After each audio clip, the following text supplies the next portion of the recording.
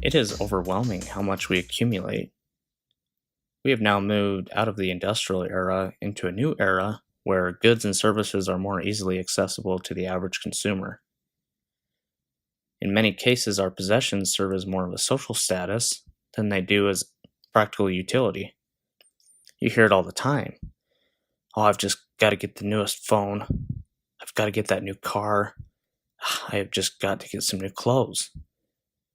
Our appetites for the new are satisfied for just a small moment until something else comes along to make that new item less desirable and even sometimes inconvenient. So I've seen a lot in my life. I've gone through trends where I find things that interest me, fill a specific status quo, just shopping just because it was something to do to kind of pass the time.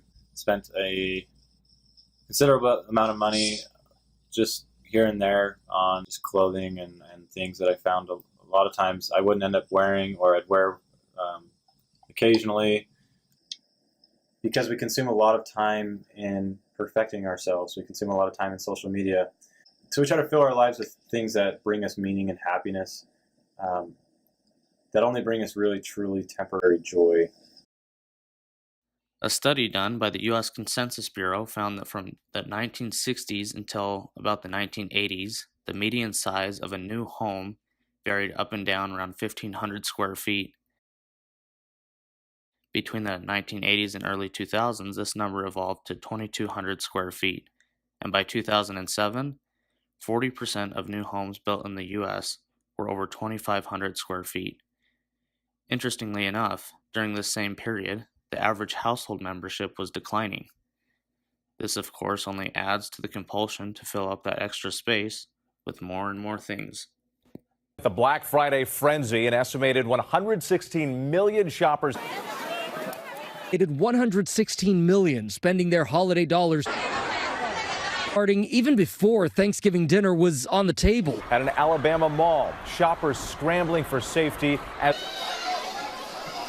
wrestling over pots and pans, the commotion veering out of control. Black Friday is just one of the greatest demonstrations of how far we have been willing to take this behavior of accumulation.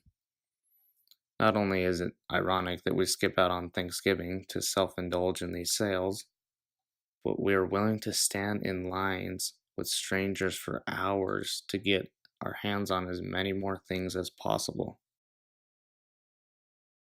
Probably the biggest thing I see right now, not just in America, but worldwide right now, is the consumerism idea of technology, and especially social media, consuming an excess amount of the ideal life. We are always comparing ourselves to each other, to an idealistic standard, and always trying to keep up with the Joneses in our lives.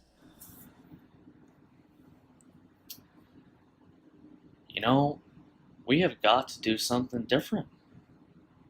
We've got to break out of this false reality and start exploring better ways to obtain satisfaction in life.